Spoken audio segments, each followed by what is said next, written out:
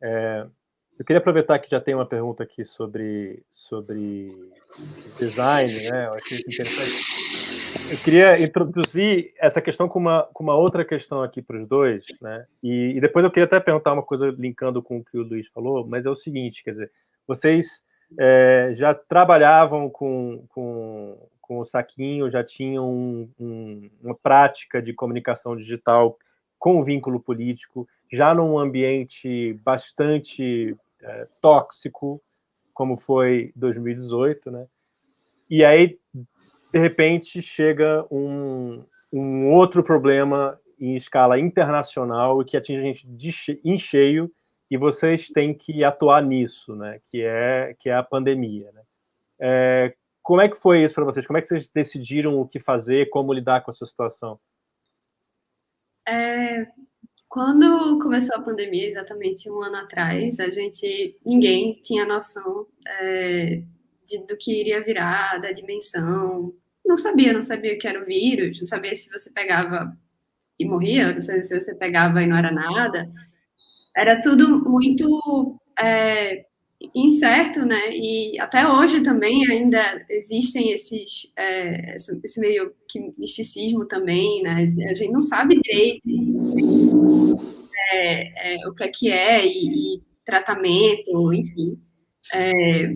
Mas naquela época a gente se reuniu e conversou sobre como a gente iria abordar assim, o Covid nos memes, porque naquela época, enfim, nesse mesmo mês assim que começou, a gente já estava tipo recebendo muito meme, muita proposta de meme, vendo muito meme, tendo ideias sobre Covid, mas a gente não sabia enfim, a gente não sabia que era tão sério. Então, por isso, a gente decidiu não fazer memes que pudessem, de alguma forma, virar fake news, virar alguma coisa ruim, sabe? Que fosse desinformação, sabe? Naquele momento.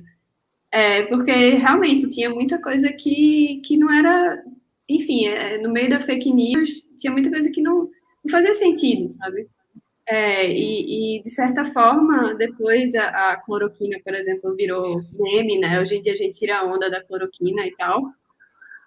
Mas isso é muito sério, sabe? Porque às vezes tem pessoas que levam a sério o meme, sabe? A gente fica meio assim, até aquela mamadeira de piroca. É um meme, virou um meme. E assim, eu tenho certeza que aquela foto era um meme já, sabe? Mas as pessoas acreditaram. Começou numa festa, né? Se eu não me engano. Pois é, então, era uma festa, era um chá de bebê, sabe? E o mais bom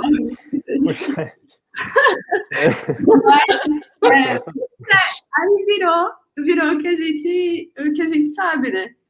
Mas demora muito até essas informações serem, enfim, serem descobertas, né? Que não era, tipo, não é verdade, gente. Isso nunca existiu. Tem uma coisa, Sofia, que é a máscara, né? Com o chip. Você já viu? Pois é. Aquele vídeo. Eu recebi de gente já mandando aquilo ali para mim, zoando. E eu já recebi de pessoas mais velhas, tipo, da minha família, assim, e tal. Encaminhando aquilo para mim, falando, olha, isso é muito sério, as máscaras estão com chip. Então, é óbvio que aquele vídeo foi feito de zoeira desde o começo. Mas várias pessoas acreditaram que a máscara tinha chip, assim. Elas nem viram até o final, elas só viram o começo e falaram, preciso contar para o mundo que eu tô comprando uma máscara com chip. Algodão que eu compro na farmácia por R$5. Gente, se eu fosse contar de vezes que eu já chegou gente, tipo assim, perguntando na real se era uma coisa, assim, se uma fake news era de verdade pra mim. Como assim? A máscara é uma coisa de doutrinação? O chip? Não sei o que, meu Deus, a pior de todas, né, obviamente, que a gente tá cansado de ouvir como profissionais da saúde é o kit para Covid, né? O kit... Tratamento precoce. Exatamente, precoce, gente. Esse precoce, É a fake news que eu acho que é a mais nociva, de verdade, para o tratamento da Covid. É tipo assim, é uma coisa que antes eu ria, e hoje em dia eu fico, meu Deus do céu. Muita Não, com complicação certeza. evitada.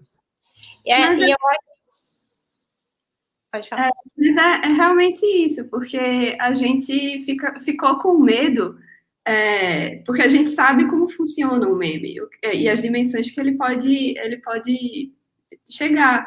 Então, no momento que a gente está o tempo todo recebendo esse tipo de desinformação no WhatsApp e tal, imagina se a gente coloca um meme tirando onda de usar máscara numa página de 1 milhão de seguidores, sabe? Pode ser engraçado pra gente, mas na prática isso não é bom, isso vai contra o que a gente acredita, sabe? Então, realmente é muito raro a gente falar de Covid no saquinho, é realmente muito raro. Às vezes a gente fala indireto, ou então é quando a coisa realmente muito pontual, mas no geral a gente não tenta não abordar isso zoando, sabe? Porque não é um assunto para zoar. Do mesmo jeito que a gente não posta a imagem do Bolsonaro, porque a gente acha que esse tipo de imagem não merece ser divulgado.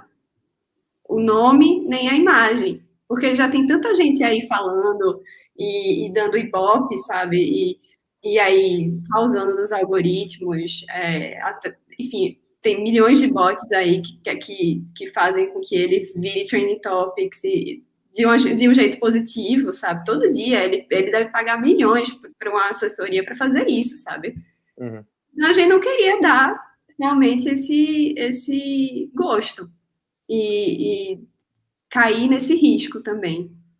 Eu reparei Não, é que apareceu a pergunta, né, aqui, a gente acabou não respondendo, e eu acho que é fundamental isso, porque a gente vive na era da imagem e de entender, né, da gente descobrir, entender qual que é o papel do designer, né, hoje, é essa aí mesmo, do Júlio Emílio, na disseminação de informações sobre Covid, porque o que a gente vê aqui, do lado da ciência, é que às vezes a gente produz textos muito longos, né? E a gente não consegue traduzir isso num infográfico ou numa imagem muito direta que até ontem eu estava falando com uma jornalista que veio procurar comigo, ela falou, eu preciso desse dado para que pessoas que estão no ensino fundamental consigam entender. E às vezes a gente tem esse gap, assim, sabe?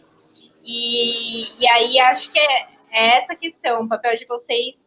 Qual é o papel de vocês? Porque é um papel muito importante, né? De fazer essa quase que uma tradução para isso. E tem um ponto que eu acho que, só acrescentando a pergunta para dificultar um pouquinho a sua resposta, né? A gente vê que muitas vezes, quando a gente recebe, seja memes nas redes, né, ou pelo WhatsApp, ou seja, aqueles textos de WhatsApp, dá para entender que tem uma estética. Não é uma coisa feita espontaneamente por um indivíduo que está no seu assim, computador da garagem e resolve fazer uma coisa para reclamar de quem é contra o governo, né? Quer dizer, tem uma coerência entre os diferentes memes e os diferentes textos. Eles sabem usar as cores, eles sabem usar a disposição. É kit, é feio geralmente, mas eles sabem o que eles estão fazendo, né? Enfim, queria acrescentar isso também porque tem esse elemento aí da questão do design. Eu vou tentar responder assim, meio que de um jeito que faça sentido. Sobre isso, Diego, existe muito essa discussão dentro do ramo de design, que não existem designers de direita, ou pelo menos eles querem que a gente acredite que não existem designers por trás aí dessa estética, porque é uma estética realmente caótica, e o intuito disso é que dê a ideia de que uma pessoa normal está fazendo isso, e está divulgando, e não o governo. Porque se fosse uma coisa produzidíssima e tal, tipo, enfim, essas notícias que a gente chega a essas montagens, se fosse uma coisa super produzida, as pessoas não acreditariam. Não, assim, tá num momento tão de desilusão, sabe, com política, que é mais fácil você acreditar numa coisa que uma pessoa normal fez do que uma coisa que tem lá aquela estética, tipo, super clean e profissional, assim, sabe? Então, em relação a design, qual o nosso papel e tal, o saquinho, ele vem também disso. Os memes são feitos por pessoas normais. Aí, esses, de fato, são feitos por pessoas de todo tipo, não são fake news, que fake news é realmente uma equipe que estuda muito sobre isso, sabe? E tem total noção do que está fazendo, não é uma coisa aleatória. Inclusive, tem um Tumblr que junta todos os, tipo, praticamente todas essas peças de design de direita e tal. A gente vê que tem uma linguagem, a gente vê que tem um objetivo ali, não é nada do nada. E, enfim, o nosso papel é que a gente sabe lidar com isso. Enfim, o meme, ele é para muitas pessoas, sabe? O meme fala com muita gente, o meme gera identificação. Esse é o objetivo do meme. E no momento que a gente coloca uma coisa ali, eu sempre me confundo quando aparecem essas... No momento que a gente coloca um meme ali, a gente tem que ter muito cuidado com o que a gente fala, com o que a gente expõe. E aí, voltando na pergunta de Mayra sobre qual o papel do designer nessa divulgação, existe uma dificuldade em divulgação, não só de divulgação do Covid, mas de divulgação da ciência em si, né? A gente, tipo, não divulga bem artigos científicos, muitas vezes porque a fala é muito difícil e tal, não chega tão fácil nas pessoas quanto uma mamadeira de piroca, sabe? Não chega tão fácil quanto um chip na máscara, ou um chip naquele negócio que mede temperatura, porque... vai na testa, né? Vai derreter seu cérebro. Ia descer um tweet que era tipo assim, a galera está se recusando a medir a temperatura do lado de fora, dos supermercados e tal, porque aquilo, teoricamente, coloca um chip em você, sabe? E é muito engraçado isso, é tipo absurdo, mas as pessoas realmente acreditam, e essas pessoas depois vão votar, sabe? Tipo... E é sempre a coisa do chip, né? O chip virou uma coqueluche. Porque justamente é isso, o chip está relacionado também a essa estética apocalíptica, assim, tipo, da direita, sabe? Então, é isso.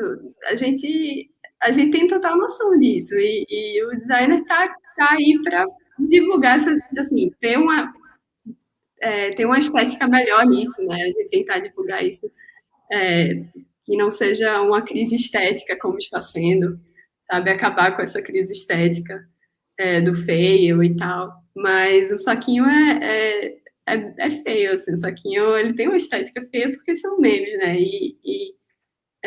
Mas a gente não coloca nenhuma informação errada lá, não.